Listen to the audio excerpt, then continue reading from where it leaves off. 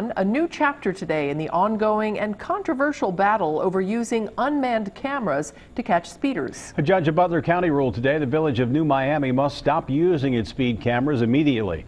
Local 12's Larry Davis joins us live from Hamilton with the impact of the decision. Larry? Hi, Rob. Well, a lot of people will be smiling tonight as they drive through New Miami, but they won't be smiling for the camera. That's because a Butler County judge today pulled the plug on New Miami's speed cameras, the cameras that put frowns on the faces of thousands of drivers. The New Miami speed cameras have been turned off.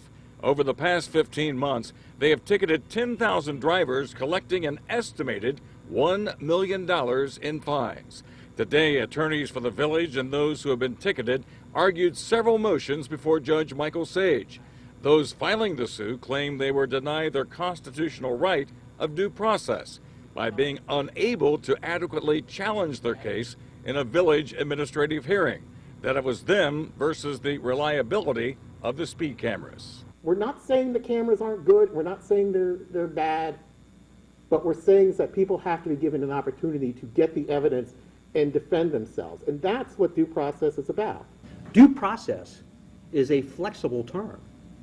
What is due process in one setting may not necessarily comport with the requirements of due process in another setting. In his ruling today, Judge Sage said that this is a classic class action case and feels that New Miami violated the concept of due process by not providing a fair and impartial hearing.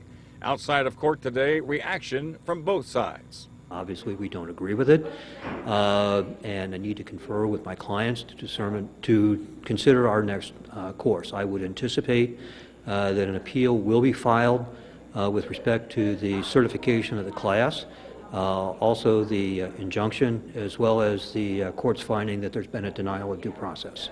So we think it's a tremendous ruling. I think there's a fundamental principle that if the government is going to stick their hands in people's pockets, they have to give them a right to defend themselves in a meaningful manner. And the judge clearly found that this was not a meaningful process, that people did not have an adequate opportunity to defend themselves in this case. And Rob, over the past several months since the cameras were in effect, a lot of people in New Miami thought that this was just simply a moneymaker for the village. It did collect about $1 million in fines, and Judge Sage says, or did not rule on whether or not New Miami will have to repay those fines. That will be determined possibly at a later date.